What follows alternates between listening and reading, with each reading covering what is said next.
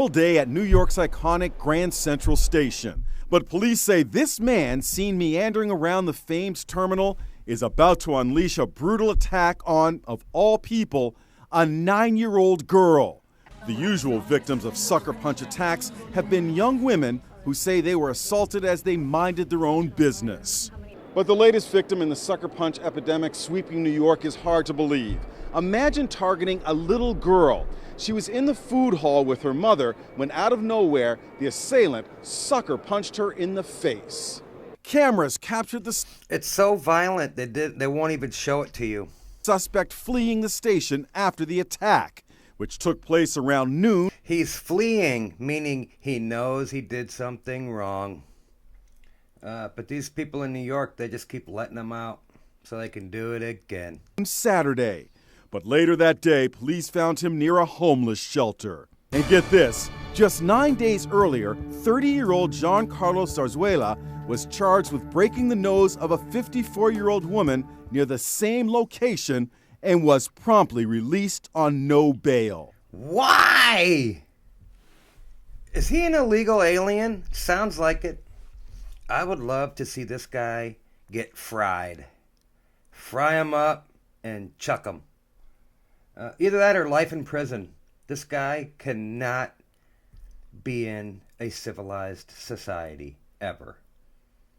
It doesn't make any sense that this guy, who recently was released after being charged with randomly punching someone else and breaking that victim's nose, should be back in a public space where he can attack others, especially children.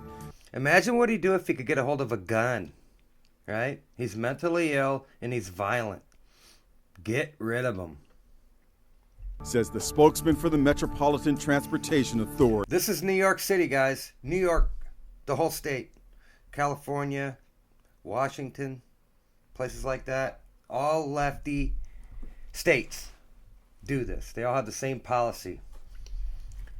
Such unprovoked attacks aren't just happening in New York. This 54-year-old nurse, Mary Klein, says a lunatic socked her out of nowhere as she was taking a stroll in Venice, California. California. Look at her face. It looks like he broke half her teeth out, too. Look at the bruises on her neck. The accused homeless assailant hit her so hard, she had to have her jaw wired shut. I think he tried to kill me. He tried to choke me. Look at this poor lady. You know something? Euthanize that son of a bitch. Look, euthanize him. They just let him walk the streets after he does something like that. And he tried to knock me out. Sick. Mary Klein says she'll never feel safe again. I think we have a tremendous mental illness crisis with a homeless population. We have a violent criminal crisis, too. We don't realize that our families are not safe. We have a George Soros DA problem, too. All right, so what's the difference between the blue cities and the red cities? Well, let's go through a violent attack here in Florida and see what happens to these criminals. Clerk attacked. Police say a customer got into a heated confrontation with a CVS employee, then left the store, but things took a very violent turn when she came back, leading to 2 arrests. Local 10's crime specialist Bridget Matter joins us live from Miami to explain this story. Bridget. Well, this violent confrontation all started over an argument over the morning after pill. Police say 2 people beat up 2 employees at this CVS. Wendell Sweetenberg and Shantria Pitts are facing strong-armed. Does that chick on the left look like trans? Robbery charges after a bizarre, violent confrontation involving the morning after pill Plan B. It happened at this Miami CVS at 4800 Biscayne Boulevard. According to an arrest report, this all started when a store clerk accused one of the suspects of trying to steal Plan B. The report says, quote, since she had opened the box, she has to purchase the medication. The defendant. So she tried to take it out of the box and steal it and leave the box there, is what it sounds like. Became enraged and began yelling that she has the money to pay and she's not a thief. Police say the woman paid for the medication but came back into the store with her co-defendant. She paid for it, left, went and got her friend that looks iffy, just so that they could beat up the store employees. And began beating up the employees. This is behind the registers where she entered, where no one's allowed.